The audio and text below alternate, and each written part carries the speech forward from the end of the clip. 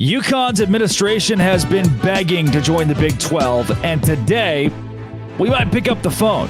This is Locked On Big 12.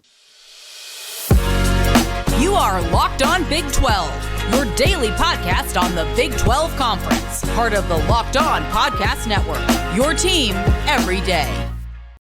Happy Tuesday, everybody. Welcome to Locked On Big 12. I'm Drake Toll from America's #1 Big 12 podcast, Locked On Big 12. Thanks for making it your first listen every single day. Let's talk UConn, the Big 12 Conference, something that university really would like, as well as the Big 12 still being the best league in college basketball. And Scott Drew to Kentucky is a realistic possibility. First and foremost, young man yells at cloud. A 9:20 tip-off time for the national championship is completely unreasonable, and I think that is stupid. What is not stupid is the idea of UConn joining the Big 12 Conference.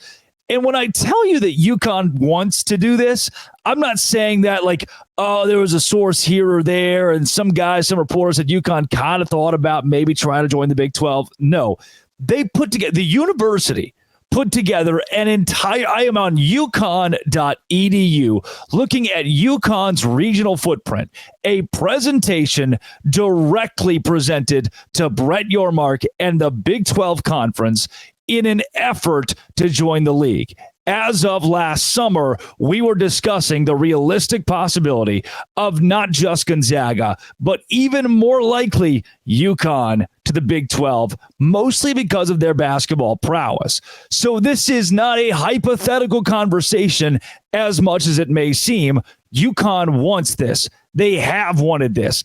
And the only reason, I say the only, but optically, the biggest reason this didn't happen, and Brett Yormark actually used these words, is because the Big 12 got a dream scenario in adding Colorado, Utah, Arizona, and Arizona State. But now after back-to-back national championships, UConn has won them hand over fist since the year 2000. It's the most dominant basketball program in the country over the last 25 years. More so than Kansas, more so than Kentucky, more so than Duke or North Carolina. Is it time this team decided to go big? 12. Funny. The Big East, and we've seen Big 12 programs like West Virginia in the Big East, is a conference that is obviously not built on football. It doesn't do the football thing. So for UConn, they are leaning entirely on the court. And if you want to create the best basketball conference in the country, and I think the Big 12 is not opposed to that, you add a school like UConn, you add a school like Gonzaga. However, if you're thinking revenue, you don't. It sounds great. If tomorrow it was announced that UConn had joined this conference from a competitive standpoint and a viewer standpoint, for me, I think that rocks because the basketball team is so good. But my God, I would hope it's basketball only. And if you've watched this show, you know that I don't think basketball only relationships will work moving forward in a league like the Big 12. What UConn would tell you is that they have a regional footprint. Again, if you're an everydayer on this show, I've told you a billion times to take, that's hypothetical, hyperbolic, to take this to your water cooler, that footprint matters more than anything, that your TV valuation matters more than anything in college athletics. And what UConn presented to the Big 12, I'm reading this on their website, is that Bristol, the ESPN headquarters, is close, and Hartford is close, and Waterbury is close, and Uncaseville, the Mohegan Sun Arena, is close, and that Stores has stuff that they can offer, and $55.8 billion of additional annual income earned by UConn graduates are working in Connecticut. They presented these numbers to the Big 12, hoping that they even included that New York, the #1 market in the country, and Boston, the #8 market in the country, are kind of close to the state of Connecticut. They're grasping at straws so that the Big 12 Conference realizes that, hey, maybe we can help you make some money. Let me tell you something. UConn athletics, per USA Today, in 2023, this is the year they won the national championship. This article actually came out less than a month ago on March 14th. They were the 50th overall university in athletic revenue in the country.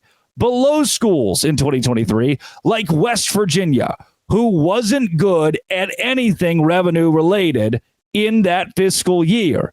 Football at the very end, 9-3. If you're counting that, if that's counted in this report, great. But they beat out the national champion in basketball. Texas Tech was at 41. Iowa State at 39. Those are just Big 12 schools.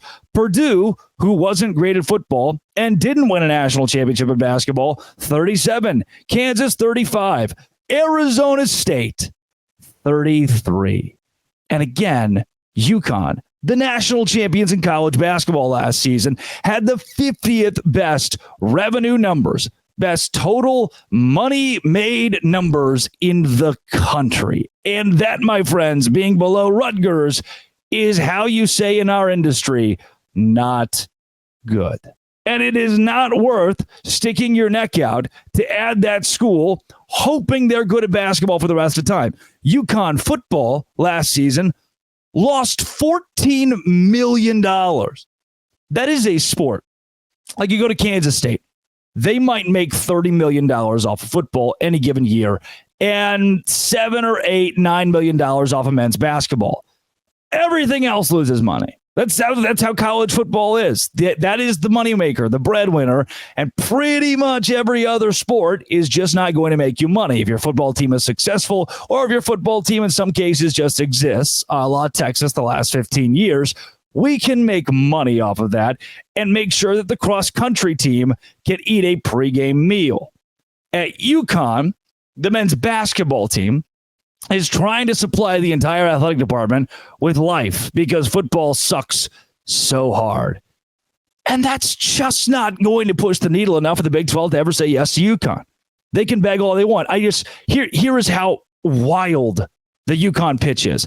Again, I am at UConn.edu/public notifications Big 12 records. They have listed all of these things, 10 things: response to Big 12 due diligence, athletic view book, travel map. They literally, I love this. This is so good. UConn put together a Big 12 travel map to try to get into this league a few years ago.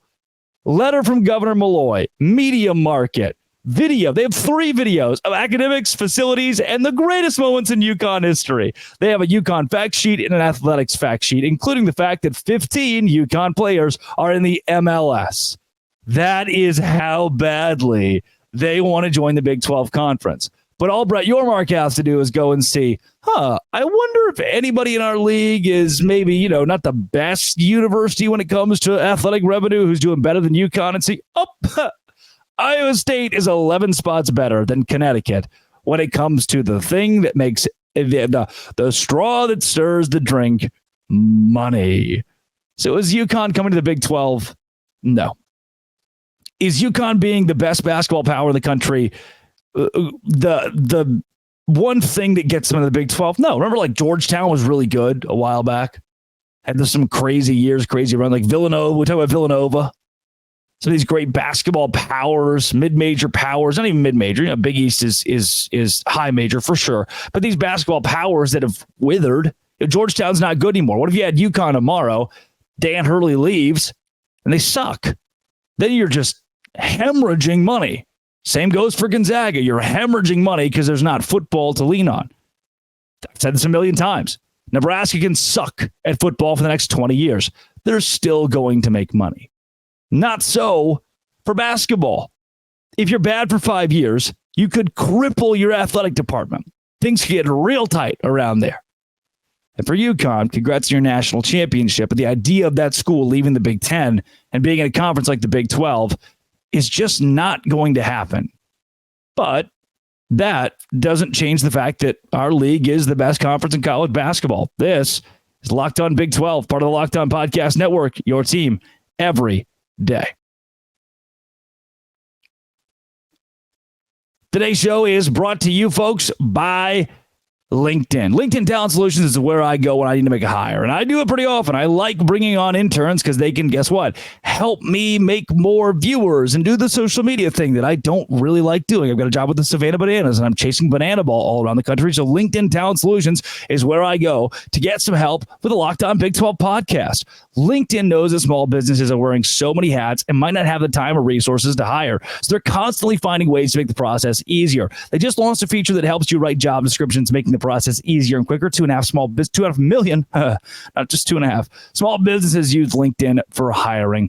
Post your job for free at linkedin.com/lockedoncollege. It's linkedin.com/lockedoncollege to post your job for free. Keep in mind that terms and conditions do apply. LinkedIn.com/lockedoncollege. Find the right hire for your small business and do it today. The Big 12 is not going to add Gonzaga and UConn in expansion. It's just not going to happen. The basketball-only deal isn't going to work. UConn, 50th in the country in revenue. That does not help their case to make it to the Big 12. And for Gonzaga, they don't even make the list for USA Today in their revenue either. What you're staring down the barrel of is two teams that are great at basketball who won't make it into this conference. Sorry, but it doesn't change the fact this is still the best conference in college basketball. I've said this on multiple radio shows over the course of the last couple of weeks, even on this show. It is impossible to judge an entire league in a single elimination tournament. And I know that typically the champion of March Madness is a team that's really good from a metrics and analytics standpoint. Could come from the Big 12 in the last 5 years. Two champions, Kansas and Baylor, have come from this conference. In the last 5 years, 3 teams have played for a national championship. It is tough to say you're the best conference when you don't have as much success in March. But again, there's a reason that Oakland happens. When St. Peter's beats Kentucky, it doesn't mean that the Patriot League or whatever they're in is better than the SEC, that you can't default to that. If 2 Patriot League teams beat 2 SEC teams, it still doesn't legitimize the Patriot League over the SEC. Reason being, we call it March Madness, not March regularity. What you get in this tournament is chaos. And chaos, therefore, has nary a definition in deciding how conferences can be ranked. What you have to do is instead look at the numbers. Houston, the number 3 team in the country. Iowa State, the number 8 team in the country.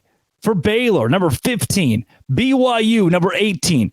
Kansas, the same team that has won a national championship in the last 5 years, who has dominated the Big 12 over the course of the last 25 years, if not more. Yes, more. Number 27 in the nation. They are behind a BYU, the same BYU who lost to Duquesne.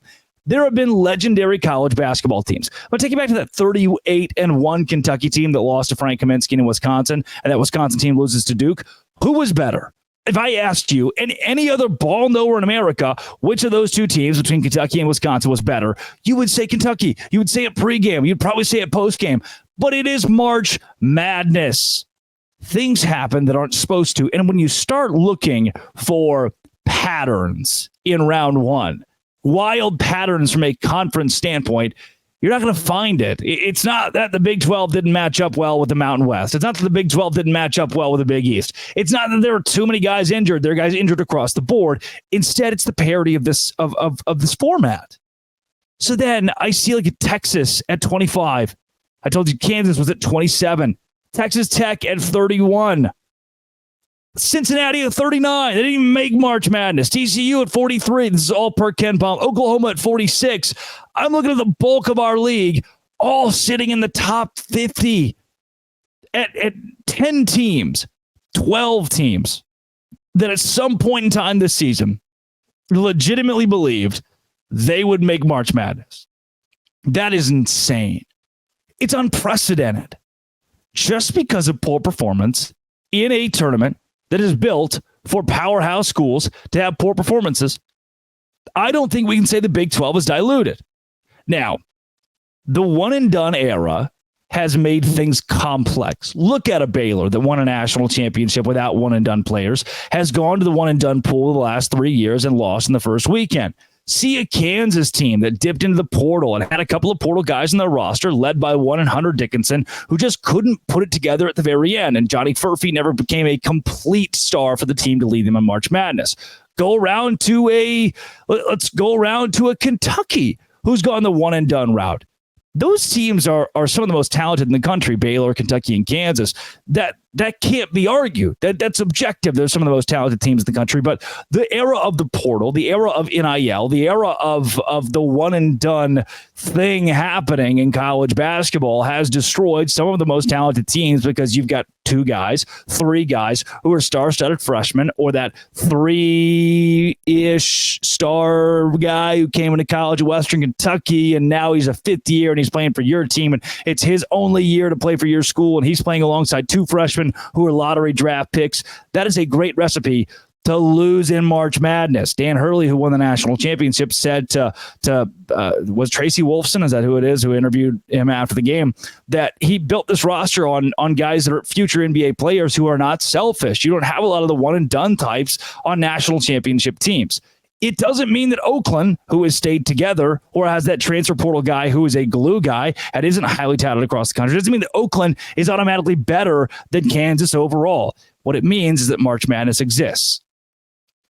I don't feel as though the Big 12 even needs this level of justification when the numbers, when the stats, when the figures back it up. If Baylor played Clemson, even if Kansas played Gonzaga 10 times over, the odds are in the favor of the odds are in favor of the Big 12. Houston, if Houston goes out there and plays Duke 5 times, 10 times, healthy or not, let the game play out the way it plays. I still think this. I know this league, based on what Ken Pom and shot quality and Evan Mia and Haslametrics tell me, is elite and the best in the country. So I don't think that UConn winning a national championship or 2 in a row, I don't think the Gonzaga and UConn staying out of the Big 12 is any reason to say this league is worse, this league is bad, this league is overrated, this league is not the best in the nation. It is damn good. Not going to change. It was historic this year, and it's going to be even better when Arizona comes in and Texas and Oklahoma leave. Heck, Colorado might add you something. Utah might add you something. I think the other Hurley guy is still at Arizona State. Just not going very well. But maybe they give you something, hopefully. Coming up, what if we give you, as in Kentucky, something, as in Scott Drew? This is Locked On Big 12, part of the Locked On Podcast Network, your team every day.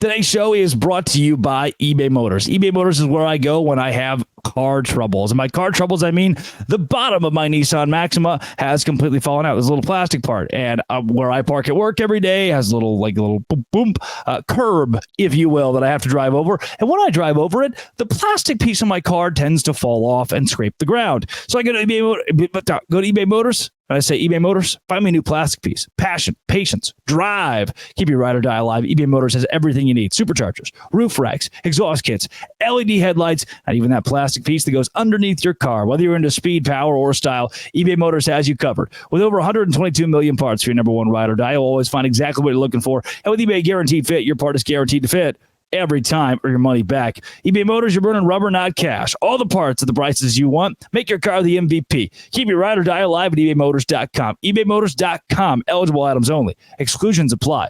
eBay Guaranteed Fit. Only available to U.S. customers. That's eBay Motors.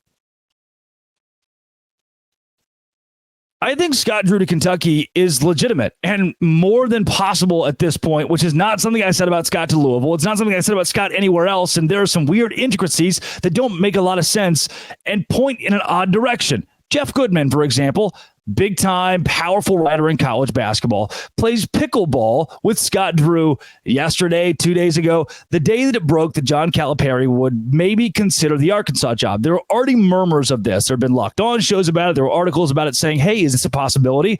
And then that same day, the same afternoon after Jeff and Scott play pickleball, that news breaks that Calipari is headed off to Arkansas. And the first thing that Goodman says when interviewed about the opening at Kentucky is, I think Scott Drew is a viable option. Now, maybe I'm playing tinfoil hat here, but the guys that hung out the day of, if I'm Jeff Goodman, I'm hanging out with Scott Drew, and I believe that there is nothing in the entire planet that could ever pull him away from Baylor. Why would I put his name in the hat first? I don't think it's just because I was with him. I mean, if I knew he wasn't ever going to leave Baylor, it'd be stupid for me to put my name in the hat. And also, Jeff was pretty strong that Scott wouldn't go to Louisville. Those two guys are friends. They're close. And I need you to know that every coach in the country is at the very end of the day looking out what's best for them and their family. Kentucky calls. How do you say no?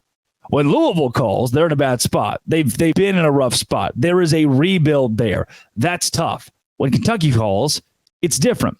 I was reading On 3 today. Pete Thamel talking about the possibility of Scott Drew coming to Kentucky, coming to Lexington, and says, you know what?